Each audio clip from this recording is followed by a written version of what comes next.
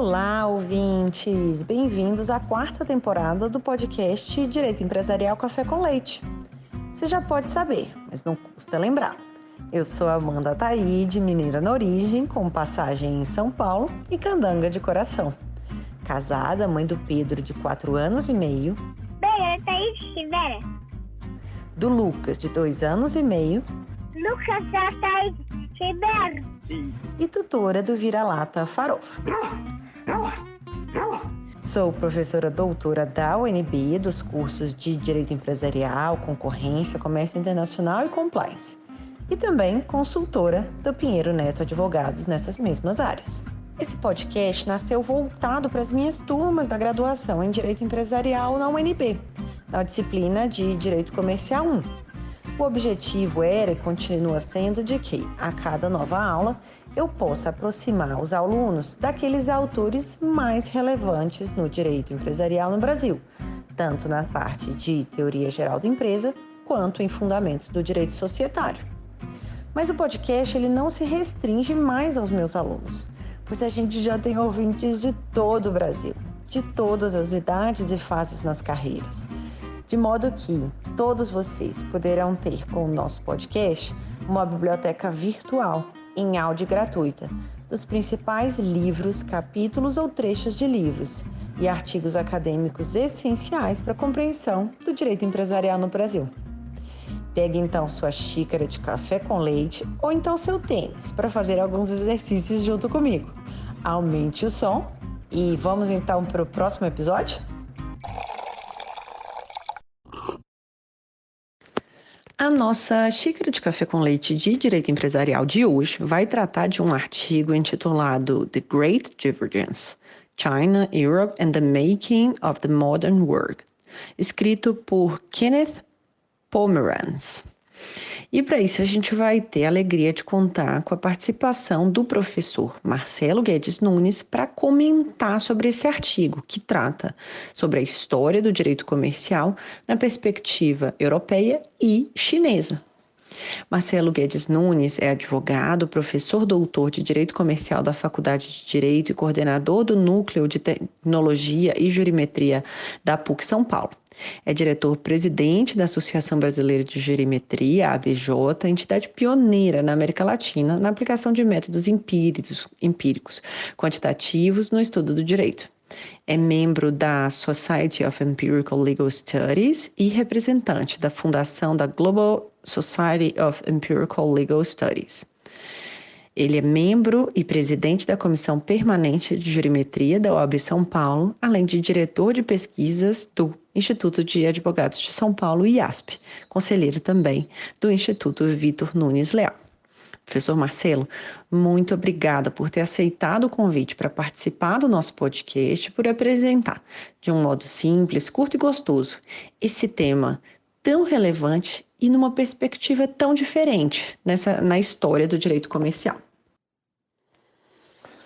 Bom, Amanda, primeiro, muito obrigado pelo convite, muito obrigado pela oportunidade de conversar com você sobre direito comercial, sobre a história do direito comercial, né, e sobre esse livro do professor Kenneth Pomeranz, A Grande Divergência, um livro que eu gosto muito, e aqui sem dúvida nenhuma, um local muito privilegiado, muito apropriado para a gente falar um pouco, discutir um pouco as ideias que são colocadas nesse livro, né? Eu começo com uma platitude, que é a noção de que é importante nós conhecermos história, né? Ou seja, é fundamental a gente conhecer o nosso passado, né, para que a gente possa entender todo o percurso e a caminhada que nós fizemos até esse momento, até o presente, entender onde nós estamos no presente e, vamos dizer assim, nos colocar numa posição melhor, para poder especular ou entender o que provavelmente deve acontecer no futuro e o que nós devemos fazer para melhorar, né, o nosso futuro. Esse conhecimento histórico, ele vale também para a história das economias dos países que, vamos dizer assim, anda para e passo com a história do direito comercial, com as instituições do comércio, né? Muitas das questões que nós enfrentamos hoje em dia, né, com a revolução tecnológica, né, com todas essas disrupções paradigmáticas que estão acontecendo, né, elas, sem dúvida nenhuma, exigem a nossa criatividade, a nossa inventividade para construir soluções para esse tipo de problema. No entanto, essa não é a primeira vez que mercados sofrem disrupções e que as economias são impactadas por grandes descontinuidades, né, movimentos não lineares, né? Isso já aconteceu no passado e é interessante a gente observar e tentar entender o que aconteceu no passado, como essas disrupções aconteceram, como essas mudanças de percurso, de trajetória ocorreram e como as pessoas reagiram, né, a elas, o que as causou e como e quais foram as consequências que essas mudanças de percurso criaram, né? Ler livros de história, na verdade, são um acesso a um custo barato, né, uma heurística para a gente aprender com as experiências e os erros dos nossos antepassados, né? A gente entende os erros, percebe as decisões, vê por que elas foram tomadas e sem correr nos custos que esses erros geram, que muitas vezes são significativos, né? E a mesma coisa acontece com a história do direito comercial, né? A história do direito do comércio, ela se confunde com a história do próprio comércio e dos mercados, né? E os mercados, eles são o locus, o local de geração de riqueza da civilização e onde são produzidos, vamos dizer assim, os fundamentos, as fundações da própria construção da civilização. Então, é muito importante a gente entender, né, essas evoluções para poder compreender, acho que talvez o que seja a grande pergunta, que é o que nos torna mais ricos, mais prósperos, mais justos, mais civilizados. Acho que essa é a questão que está por trás aí de todo o interesse nessa temática, né? É evidente, né, que também, eu acho que uma outra coisa interessante que está acontecendo hoje em dia é que a digitalização das informações e dos dados, mesmo do passado, eles estão promovendo uma grande revisão histórica, né?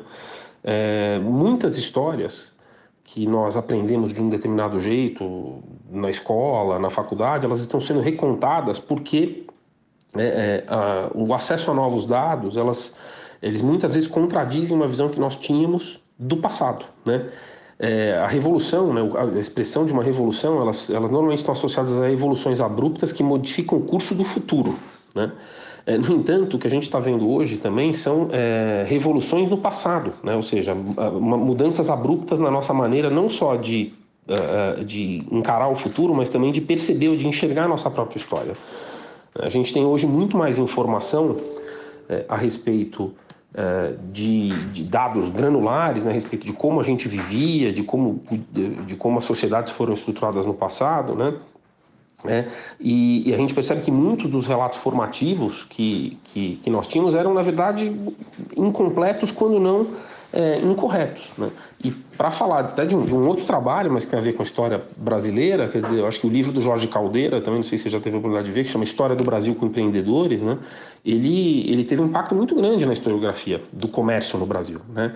A gente sempre estudou o Brasil como uma colônia de exploração de Portugal, né, que não era uma colônia de povoamento e que nós éramos exportadores de commodities e que no nosso imaginário o Brasil era um agregado de fazendas exportando bens agrícolas, né, sendo que nesse livro o Jorge Caldeira ele não nega essa realidade, isso havia mesmo de fato, mas havia uma espécie de viés de disponibilidade, né, esses eram os dados mais fáceis de se enxergar, né? Mas ele teve acesso a um conjunto de novos dados recolhidos que mostram que havia uma economia interna no Brasil, na colônia brasileira, muito maior do que a gente imaginava, e que já lá para o século XVIII, né, essa economia interna já era maior que a economia de Portugal, né? A gente tinha um monte já de empresários nos idos de 1700, né, atuando num mercado comercial interno muito pujante, né?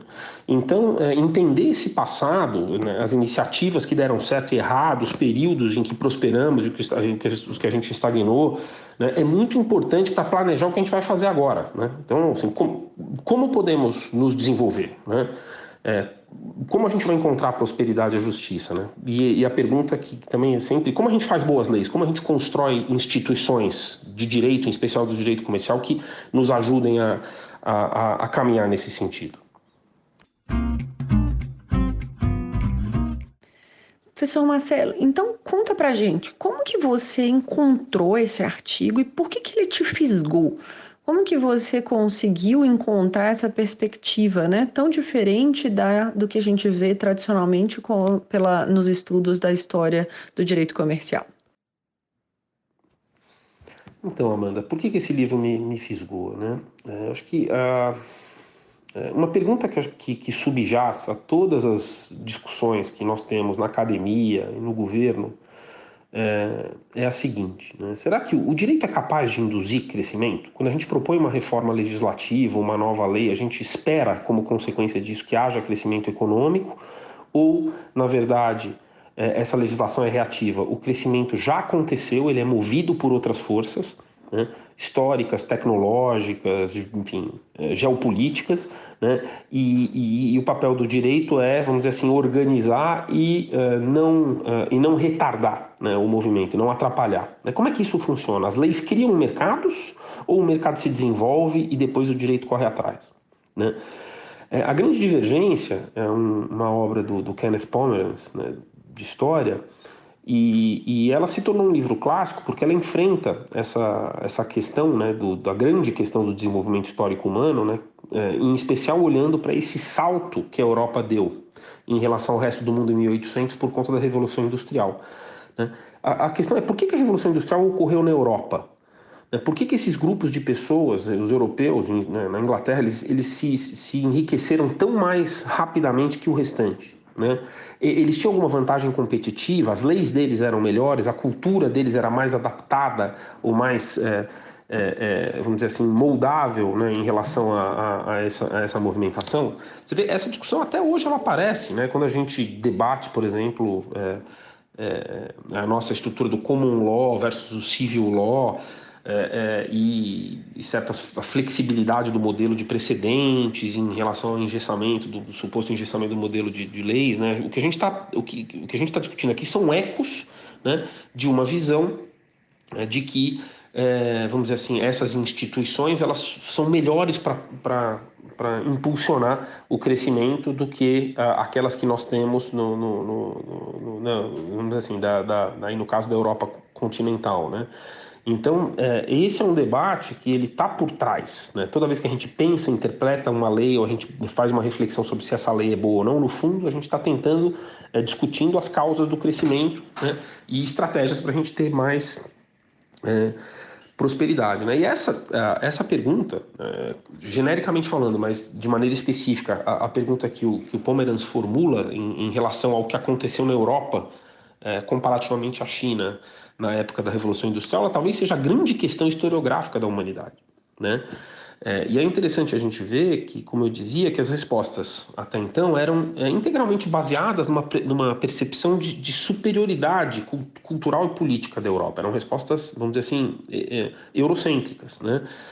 E esse livro, né, A Grande Divergência, além de cunhar essa expressão, né,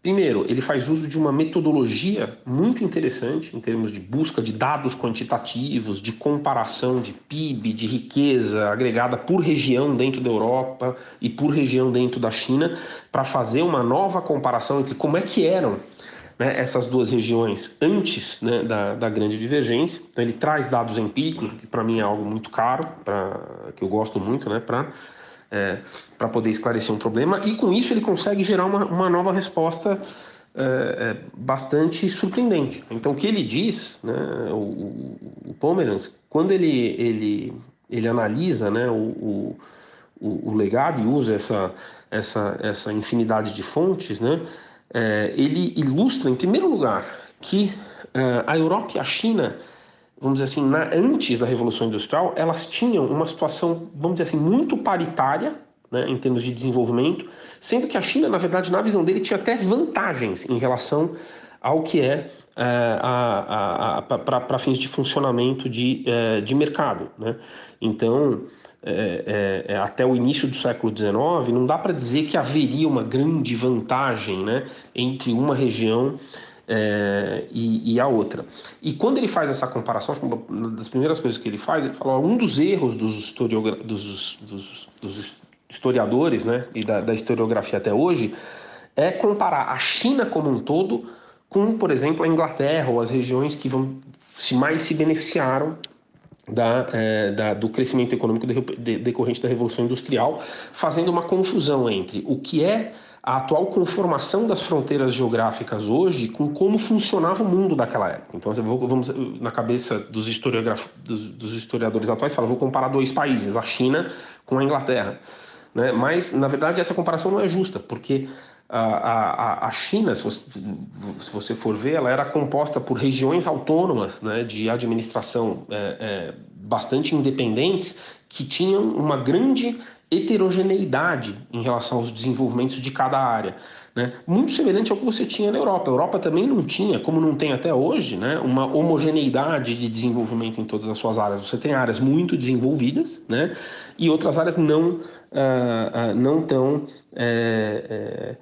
desenvolvidas. Então, ele fala, ao invés de comparar a Inglaterra com a China, você tem que comparar a Inglaterra com Jiangnan, que é uma província do interior da China, perto do delta do Yangtze, né, que era, de fato, uma das regiões mais evoluídas da China. Aí você vai começar a entender, você vai poder realmente chegar à conclusão de que se havia, de fato, esse descompasso cultural e institucional tão grande a ponto de explicar por que uma região teve a Revolução Industrial e a outra não, né? E aí ele inicia uma crítica muito dura a essa noção de que a grande divergência, né, seria inevitável, mostrando como a Ásia, naquela época, era tão rica e poderosa quanto a Europa, né, exceto em algumas dimensões críticas, né? E ali ele de fato cria esse termo, a grande divergência, pela primeira vez, né? Então ele insiste muito nesse ponto. Ele fala, não adianta você comparar a China com a Inglaterra ou com a Itália, né, tomando essa geografia atual como base. Você tem que comparar a Europa toda com a China toda, né, ou a Inglaterra com o Yangtze, né, que é a região do Delta ali, que era muito avançada, né? E aí ele discorre, né, que, tomando como base características dessa região do Delta, do Yangtze, né, que ela já era, naquela época, muito mais avançada que a Europa em várias frentes, né? Então ele fala que a Ásia tinha economias menos regulamentadas do que a Europa, com base em dados, tá? Terras e propriedades mudavam de mão com mais constância, que havia os fluxos migratórios intracontinentais eram muito mais comuns, né? E que, como resultado, aquelas regiões elas desenvolveram formas muito eficientes de alocação de recursos, né?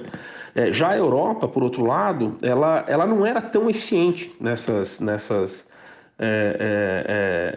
alocações de mercado, e era até um pouco mais regulada. Ele cita as corporações de ofício, né, como travas, por exemplo, de liberdade de exercício de profissão, etc. Né? Então, o que ele faz, já de cara, é tentar, com base em dados econômicos, quebrar essas afirmações dos historiadores, né, de que os europeus eles tinham um avanço institucional e uma superioridade institucional e cultural maior, que permitia que eles desfrutassem de salários ou padrões de vidas mais elevados, né? E aí é interessante também porque ele fala, né, que, por exemplo, na história, os magnatas europeus são frequentemente apontados nessa época como as pessoas mais ricas do mundo durante a ascensão da indústria, né? Então, que haveria um capital acumulado relacionado a esse maior desenvolvimento de mercado que teria alavancado a Revolução Industrial. Mas aí ele vem e mostra que diz que quando você faz uma comparação com paridade cambial mais honesta, os magnatas chineses eram muito mais ricos que os mais ricos da Europa, né? Então, um exemplo recorrente é a história do Nathan Rothschild, né, que é tido assim, folcloricamente como o mais rico do mundo nos idos de 1800, mas ele mostra, né, tem indicações de que aquele cantonês chamado Wu Bingjian, né, que ele tinha uma fortuna que era 10 vezes maior que a do Nathan Rothschild e que ele tinha investimentos no mundo inteiro, né, inclusive com a família Forbes em Boston, né? Mas aí ele volta e fala, bom, então, se havia toda essa riqueza, né, se o avanço institucional do Yangtze, ou da parte rica da China, não foi criado por essa, né, não encontra aí esse diferencial, né? O que explica o fato da Revolução ter vindo da Inglaterra, que é vamos dizer assim, não é é um país recente do ponto de vista histórico, com uma importância econômica maior e pequeno, né, de clima ruim, né? E aí o Kenneth Pomeranz ele parte para uma explicação que ele fala, olha, na verdade, tanto a China como a Europa na época, elas já tinham queimado todas as suas florestas e eles tinham gerado uma espécie de armadilha ambiental. E aí esse é um outro ponto muito importante sobre o uso sustentável de recursos, né, que a gente discute como se fosse um problema muito recente, mas na verdade, segundo esse livro, ele já apareceu na virada da Revolução Industrial, né, dizendo, olha, tinha acabado o estoque de madeira da Europa e da China, né, e a humanidade tinha se colocado num beco sem saída em termos de uso de recursos, né, e de excedentes para você poder gerar, né, um crescimento sustentável, né, e que foi em parte isso, né, a solução que foi encontrada na Europa, que em parte decorre de sorte, que viabilizou esse salto, né, da grande divergência entre o crescimento europeu e o crescimento asiático.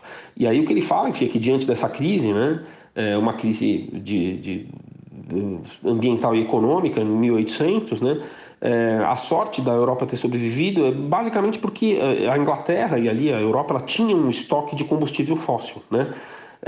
Então, enquanto as reservas de carvão da China, elas, na visão do Kenneth, elas eram menores proporcionalmente e elas estão situadas no norte, longe, né, do Cantão, dos locais onde você tinha a manufatura mais pesada. Na Inglaterra não, as reservas eram muito abundantes e muito próximas dos centros urbanos, né? E isso foi um golpe de sorte que viabilizou essa grande divergência que, ao contrário do que a gente aprende, não tem a ver com essa evolução institucional mais privilegiada, vamos dizer assim, da Europa até então. E então, agora tentando entrar um pouquinho no artigo, né? Qual que é essa grande divergência que existe e é comentada no artigo sobre a história do direito comercial nas perspectivas, né, da China e da Europa? Então, e aí é que vem a parte que eu acho mais interessante do livro no que diz respeito à história do direito comercial, né? A história das instituições do comércio, né? E o livro do Pomeranz ele chama atenção para o fato, né, de que possivelmente a história do direito comercial que nós aprendemos no Brasil de forte influência europeia, ela é incompleta quando não muitas vezes errada, né? Então a gente tem as lições clássicas, né, olhando para Amsterdã, para Veneza, para Florença, né, para essas cidades-estados, né, para essas regiões como o berço do comércio moderno, né, como o local a partir do qual foi inventada as companhias abertas, as instituições financeiras, né, bancos, né, e sem, enfim, qualquer referência, né, como se fosse uma inovação, né, exclusivamente europeia, sem qualquer referência a outras fontes, outras localidades, né? E é evidente que essas cidades tiveram o seu papel, né, mas nem de perto que eu acho que o que nos foi falado, né? E acho que uma grande lacuna do ensinamento da história do comércio e do direito comercial é a gente não falar e não discutir as contribuições das dinastias chinesas, Tang, que vai de 618 a 907, e Song, que vai acho que de 960 até o ano 1280, 1279, né? E ali, principalmente a dinastia Song, né, a época da dinastia Song, houve um enorme, né, crescimento econômico, um grau de inovação surpreendente, né, no território asiático, né, com a criação antecipada, né, em relação à Europa, de institutos que depois vieram aparecer na Europa e que a gente usa até hoje, né? Então, relatos de que, por exemplo, na dinastia Song havia relatos de companhias de capital coletivo, as Hopen, né? Letras de câmbio, por exemplo, chamado de Feixian, né, que já existiam em formas de proto-organizativas e depois que foram ao longo do tempo evoluindo desde o século VII e 8 na dinastia Tang, né? Na era Song, e isso já é um pouco mais conhecido, né? Já se fala um pouco mais, foram os chineses que criaram papel moeda, criaram um sistema tributário unificado, eles criaram organizações que permitiam uma circulação de mercadorias através de uma rede de estradas e canais de larguíssima cobertura, né? Na dinastia Song, essas entidades, esses veículos de investimento coletivo que recolhiam capital, investiam em atividade econômica e depois distribuíam o resultado, né? Eles ganham em complexidade, tem Hopins com maior número de investidores, com administração profissional, que eles chamam de Doniu, né? Bancos ali também, instituições financeiras já realizavam as suas principais funções, né, de intermediário de crédito, com operações ativas e passivas, de depósitos, de empréstimo e de câmbio, né? E isso tudo a gente está falando em operações que, com no mínimo 100 anos de antecedência em relação ao que a gente viu na Europa depois, né? E aí não à toa, quer dizer, você vê também, foi nesse período da dinastia Song que os chineses, né, e não Gutenberg, inventaram a prensa, eles inventaram a pólvora, eles já faziam uso de carvão industrial, né, apesar de não na escala necessária para promover uma revolução, mas eles já tinham tido acesso e já entendiam que você poderia liberar energia, talvez de maneira mais eficiente do que com a queima de madeira, né? Já tinham inventado relógios mecânicos, tinha uma atividade metalúrgica extremamente avançada, né? Esses canais tinham eclusas em funcionamento, né? Toda a estrutura de navegação de cabotagem, havia uma estrutura grande de navegação de cabotagem no Mar do Sul da China e também uma ampla rota de comércio internacional, em especial com a Índia Oriental, né? Que já havia se desenvolvido muito. Então são, vamos dizer assim, pilares do que institucionalmente a gente associa a um mercado que tem plenas condições de se desenvolver. Esses institutos, eles já estavam todos lá, né? No entanto, aí é que vem o ponto do Pomeranz, não foram eles que viabilizaram a Revolução Industrial, né? Ela aconteceu na Inglaterra por outras razões, né? E é muito curioso também, aí entra esse elemento da sorte, né, de você ter carvão mais perto, né, mais próximos dos centros urbanos, né, e mais acessibilidade, né, para o desenvolvimento das indústrias, né, que é um elemento de sorte que também se combina com um pouco do uso que as companhias encontraram, né, para viabilizar esse desenvolvimento. As companhias elas foram criadas originariamente na Europa, né, foram implantadas na Europa, não para fins de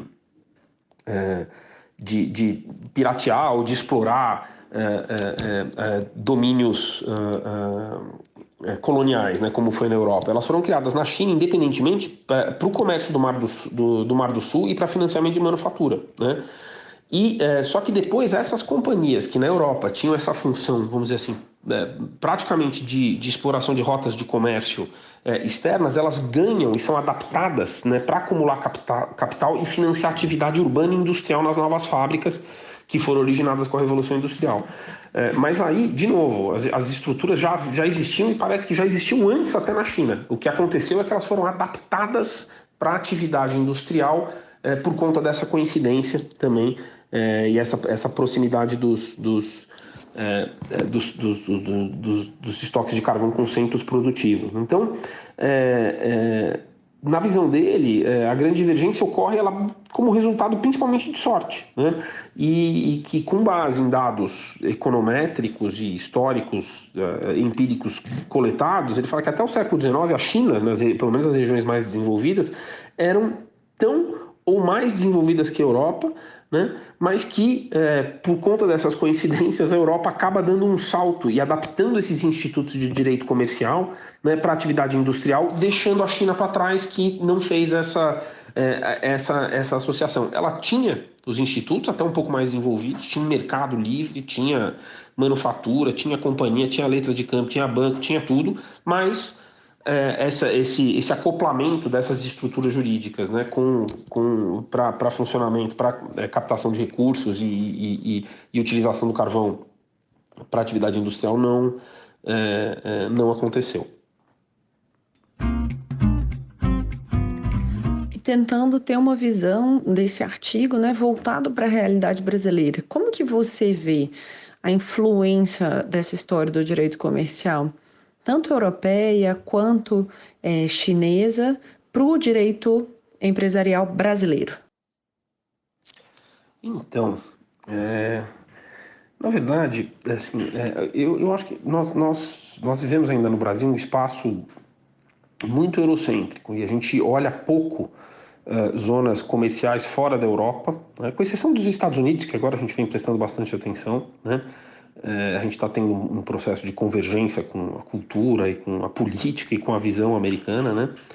Mas a gente não olha para outras áreas, outras zonas comerciais, apesar de elas serem muito bem sucedidas, né? Então, ao invés da gente estudar Singapura, Coreia do Sul, a China, né, nós privilegiamos laços históricos que a gente tem para estudar jurisdições da Europa continental que muitas delas estão flagrantemente decadentes, e que eu acho que talvez não tenham tanto assim para nos ensinar, não sejam experiências tão valiosas, né? Eu mesmo sou descendente de portugueses, né? Minha mulher de italianos, né? Minha família tem cidadania, em parte voltou para a cidade do Porto, que é a cidade de origem do lado da minha mãe. Meu pai é da Ilha da Madeira. Eu gosto de lá, mas sempre me impressiona o interesse que os juristas brasileiros têm por Portugal, que é cada vez mais um país que, infelizmente, ele é atrasado do ponto de vista institucional e que tem um PIB do tamanho do estado de Minas Gerais, né? E eu acho que o mesmo a gente pode falar da Itália, né? A gente deve muito à Europa, né? Mas às vezes essa influência ela nos impede, vamos dizer assim, de olhar para outros experimentos que são muito interessantes, né? E também nos impede de construir um caminho próprio. A gente tem desafios que a gente está enfrentando hoje no Brasil que nenhum país europeu continental está enfrentando na escala, no tamanho. Então, são experiências singulares, às vezes que a gente tem que também ser criativos, né? Eu acho que o passado mostra, né, na visão do Pomerance, que, por exemplo, a divergência entre Europa e China decorreu ou teria decorrido de fatores não políticos, não institucionais, não jurídicos, por sorte e por questões de posicionamento geográfico. Acho que, no entanto, a história recente da China e dos tigres asiáticos, e recente eu falo de fatos que estão acontecendo dentro do meu período de vida, né? Ela está seguindo um caminho muito diverso, né? O que aconteceu com a economia desses países nos últimos 50 anos deveria ser profundamente estudada por nós, né? A China tinha, na década de 70, um PIB em números absolutos igual ao do Brasil, e hoje a segunda maior economia, talvez a maior economia do mundo em paridade cambial, né? Como é que isso aconteceu? Como é que Singapura, como é que a Coreia do Sul, né, se desenvolveu? Como é que a China, né, com suas zonas econômicas especiais, né, com talvez uso de experimentação regulatória, enfim, como é que isso aconteceu, né? Talvez, dessa vez, as instituições tenham tido um papel mais relevante do que eles tiveram na divergência descrita pelo Pomerance lá atrás, né? Talvez tenha havido, de fato, uma série de decisões acertadas de governo, né, ou das comunidades jurídicas, né, que envolvem, por exemplo, claro, o retorno da China para o mercado capitalista, no momento em que a globalização ia escalar para um novo nível né, de abrangência, né, no momento em que os custos transacionais de transporte e comunicação caíram muito, né? Talvez as estratégias de investimento em infraestrutura voltada para essas atividades, como eu acabei de falar, talvez a questão das zonas econômicas especiais. Eu sou muito interessado em experimentação regulatória e a gente vê que os países que fazem um uso estratégico de experimentação regulatória, eles crescem mais rápido. Então talvez a gente tenha aí um caminho, né? Ou seja, você não tem que escolher um lado certo do ponto de vista ideológico, você tem que ter uma estratégia de rápida adaptabilidade. Quem se adapta mais rápido prevalece, né? Então todas essas reflexões, né, elas são muito importantes para a gente retomar essa pergunta, né, que é a pergunta que eu fiz lá atrás, falando em que medida as instituições ajudam no desenvolvimento, né, e nos ajudar a ter uma reflexão mais aprofundada e talvez a olhar para outras jurisdições que não aquelas que a gente vem olhando reiteradamente ao longo dos anos, né?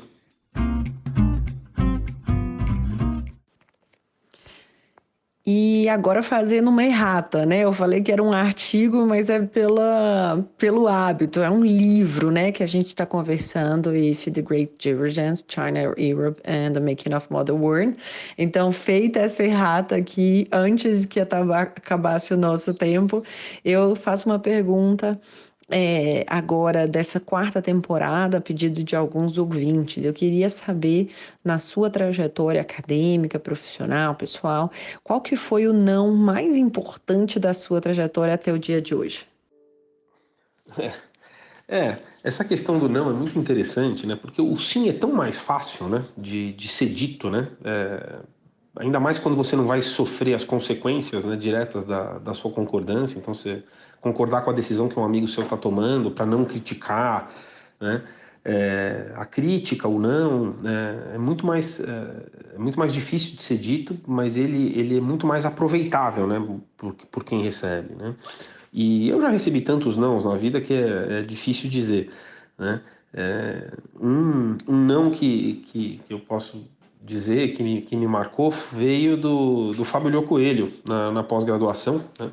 E um dia eu estava conversando com ele, eu tinha uma ideia meio esdrúxula de tese de doutorado que eu queria escrever, e após uma aula ele me chamou de lado num café e disse: ó, não, abandone isso aí e de tudo que você falou, escreve sobre estatística aplicada ao direito. Eu acho que esse é o seu caminho. E foi um sábio conselho, foi um não muito importante que mudou o rumo da minha vida acadêmica para melhor. E parte da nossa estratégia de vida é você saber valorizar o não e você criar ambientes no trabalho, na sala de aula, em que as pessoas sejam incentivadas a dizer não. E quando eu digo não, não é um não peremptório, um não burro, um não justificado, mas elas sejam incentivadas a discordar. A discordância tem um valor muito grande, né? Eu já concordo comigo mesmo, eu não preciso ninguém vir para concordar, né? Não precisa ter um viés de confirmação em cima do que eu já sei, que eu acho que está certo, né? O mais caro, no sentido o mais importante, né, da gente receber, é uma crítica que te faça mudar de pensamento, né? Então, muito disso tem a ver até com a própria ideia de pesquisa empírica, onde a gente busca o não empírico, que é o resultado contra-intuitivo, é quando os fatos mostram que você está errado, né? Então, no fundo, todo o processo de aprendizado é uma busca pelo não, na minha visão. E por fim, uma nova pergunta também dessa nova temporada. Eu queria saber como que você se mantém atualizado sobre doutrina e sobre prática em direito empresarial. O que você recomendaria para os ouvintes do podcast que querem se manter atualizados na nossa área? Essa questão da atualização, Amanda, é muito importante, né? A informação, ela trafega de uma forma diferente no mundo moderno, né? E hoje ela está condensada e registrada em diversos meios, vídeos, áudios. Acho que o seu podcast aqui é o maior sinal disso, né? Um exemplo vivo disso, né? E eu, apesar de eu gostar muito de livros desde criança, né? Eu acredito que eles não tenham mais a centralidade que eles tinham no passado, né? Eu acho que nós temos que abandonar um pouco do fetiche, né, que a gente tem em relação a bibliotecas para buscar e legitimar informações sobre outras fontes, preferencialmente interdisciplinares, né?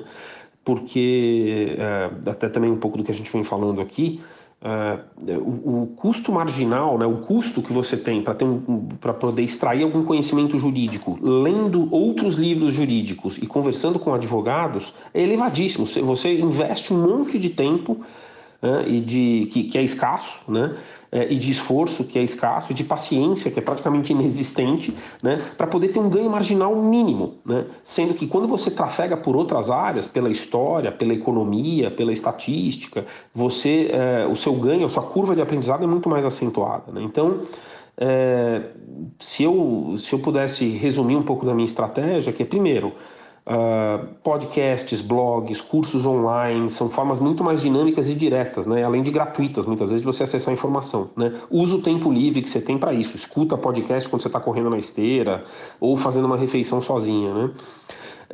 E também estude outras matérias. Assim, vai estudar economia, vai estudar estatística, vai estudar história, política, psicologia e todas as interfaces entre essas disciplinas, né? Economia comportamental, política pública, jurimetria, né? Porque é daí que você vai ter os maiores ganhos, né? Você tem que pegar um objeto do conhecimento, que você já olhou para ele 500 vezes, e tentar dar um giro epistemológico nesse objeto e olhar ele por um outro ângulo novo, né? A interdisciplinaridade te permite fazer isso, né? E o direito, para terminar, que ele existe na sociedade e para a sociedade. E é impossível você entender o direito sem relacionar ele com outras dimensões da vida das pessoas.